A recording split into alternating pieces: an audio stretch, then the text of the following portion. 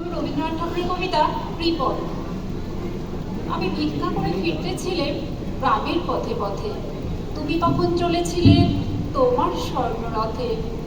অপূর্ব এক স্বপ্ন সম লাগতেছিল চক্ষে মোহ।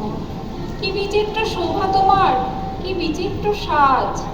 আমি মনে ভাবতেছিলেন এ কোন মহারাজ। আজি শুভক্ষণে রাত পোহালো, ভেবেছিলেন তবে আজ আমারে দাঁড়ে দাঁড়ে ফিরতে নাহি হবে। বাহির হতে নাহি হতে কাহার দেখা পেলেন পথে। চলিতে রথ ধনধান্য ছড়াবে দুই ধারে। মুঠা মুঠা কুড়িয়ে নেব নেব ভারে ভারে। দেখে সংসার থেমে গেল আমার কাছে এসে। আমার মুখো পানে চেয়ে নামলি তুমি হেসে। দেখে মুখের প্রসন্নতা জুড়িয়ে গেল সকল ব্যথা। হেন কালে কিসের লাগি তুমি অকস্মা, আমায় কিছু দাও গো বলে বাড়িয়ে দিলে হাত।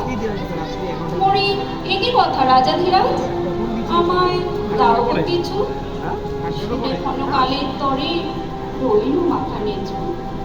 তোমার কি বা অভাব আছে ভিখারি ভিক্ষুকের কাছে? এ কেবল কৌতুকের বসে আমার প্রবঞ্চনা।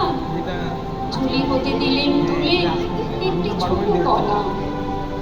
যবে পাত্রখানি ঘরে এনে উজাড় করি, একি ভিক্ষা মাঝে একটি ছোট সোনার কণা দেখি। দিলেন যারা আজ ভিখারিরে স্বর্ণ হয়ে এলো ফিরে। তখন কাঁদি চোখের জলে দুটি নয়ন করে।